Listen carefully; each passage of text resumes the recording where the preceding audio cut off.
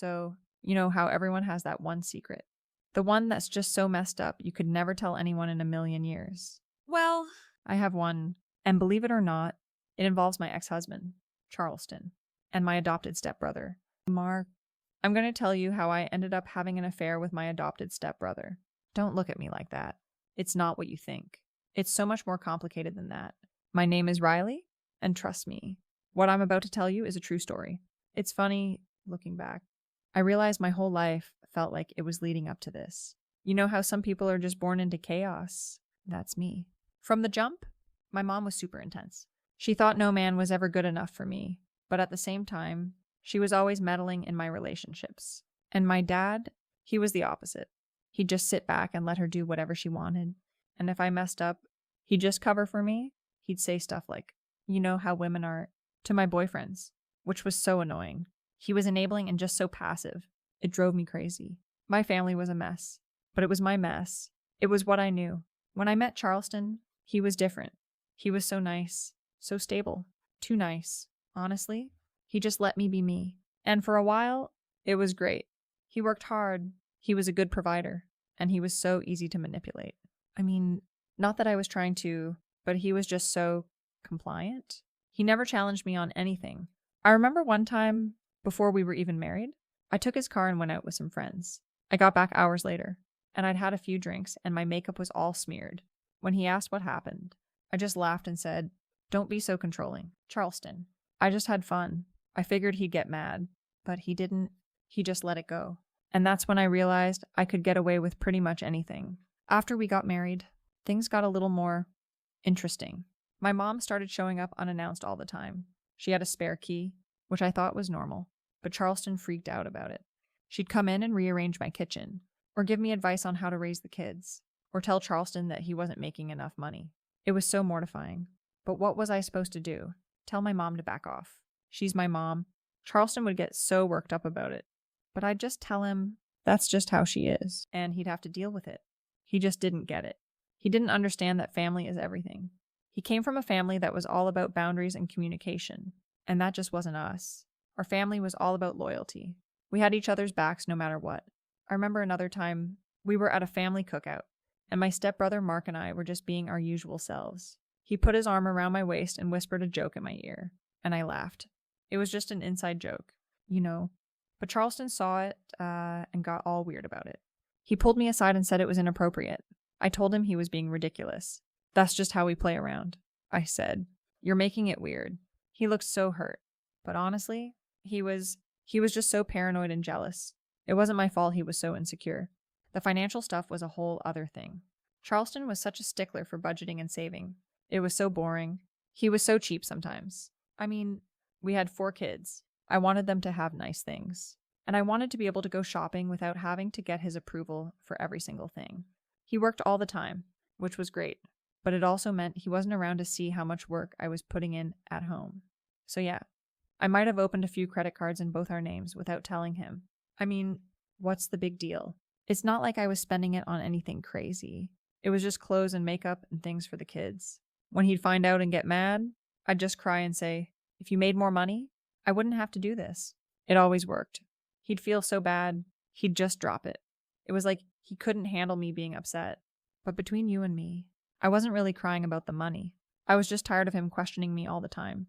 He didn't trust me, and it was so insulting. I mean, I'm his wife, the mother of his kids. Why was he always acting like I was a problem to be solved? It wasn't just the money. It was the lies. 2, he was always trying to catch me in one. It was so annoying. I remember one time I told him I was going to a friend's baby shower, but I just needed a break. So I went to a coffee shop and read a book instead. When he ran into my friend at the grocery store later and asked about the shower, she said it wasn't until the following week. He came home all suspicious, and I just gave him some excuse about mixing up the dates. I mean, who cares? It was a baby shower. He made a huge deal out of everything. It's like he was trying to turn me into some kind of liar, just because I wanted to have my own life. He'd make me feel like I was crazy for questioning him, even when he had evidence. It was so tiring. That's when the gaslighting started. He was so good at it. He'd make me feel like I was overreacting to everything. "You're just being dramatic," he'd say. I swear, he made me question my own sanity sometimes. He was so passive-aggressive. He'd say something sarcastic under his breath and then act like he didn't. It was like living with a ghost. He was there, but he wasn't there. He was so checked out, and I felt so alone. And then there were the kids. He would always get mad when I would use them to get what I wanted. It's not like I was hurting them. I was just trying to make a point. When he'd refuse to give me money for something I wanted, I'd say, fine. I'll just tell the kids Daddy doesn't care about them. Or if I wanted to spend time with Mark, he'd get all jealous. And I'd say, don't you dare take their uncle away from them. They love him. He would always get so upset about it. But he never understood that I was just trying to make him see how his actions affected everyone. He was so selfish. He was so focused on what he thought was right that he never considered what was best for our family. He was always trying to set boundaries and rules, and it was so suffocating. I felt like I was in a prison. And that brings me to Markham. He was the one person who got me. We'd always been close. He was my stepbrother. But honestly, he felt more like my twin flame. He was the only one who really understood what I was going through. His wife, Emily, was so high-strung, and he was so exhausted from trying to make her happy. We'd talk for hours on the phone, and it was so nice to finally have someone who saw me for who I was. Someone who wasn't trying to change me. It started as just venting, but it turned into something more. It was so organic. It wasn't planned. It just happened. We were just two people who were so unhappy in their lives. And we found each other. We weren't trying to hurt anyone.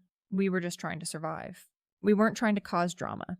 But of course, Charleston had to make it all about him. He started getting all paranoid, guarding my phone, and even following me. I couldn't even go to the store without him asking a million questions. So yeah, I started guarding my phone like it was a state secret. I had to. It was the only way I could have any privacy. The night he confronted me was so surreal. He came home and just sat me down in the living room. And he looked so serious. I knew something was up. He asked me straight up, "Are you sleeping with Mark?" My heart dropped, but I had to play it cool. I laughed and said, "What? Are you crazy?" He's like my brother. But then he pulled out his phone. He had taken pictures of our messages. It was so invasive. Who does that? That's when I knew I couldn't deny it. So I just tried to make him see that it wasn't what it looked like. I told him he was misinterpreting the messages and that we were just joking around. I tried to make him see that he was being paranoid, that his jealousy was making him imagine things. He didn't buy it. He just stared at me with this blank expression, and I knew it was over. But I couldn't just admit it. That would make it real. And I couldn't handle that. I couldn't handle the thought of losing my family. I knew he was going to tell Emily. He's such a goody two-shoes. I knew he wouldn't be able to keep a secret like that. And I was right. The next day, Emily called me sobbing. She was so dramatic. She said she had to be rushed to the ER because the shock sent her into a panic attack.